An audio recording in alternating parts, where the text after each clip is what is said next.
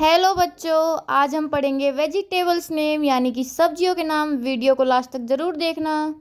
POTATO potato. Potato means आलू। ये क्या है बच्चों? आलू। TOMATO tomato. टमाटो मीन्स टमाटर।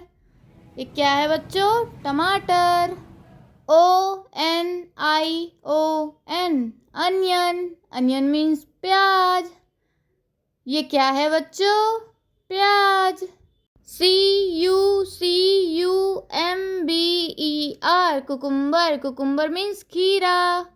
ये क्या है बच्चों? खीरा। CARROT carrot. कैरट मीन्स गाजर। ये क्या है बच्चों? गाजर।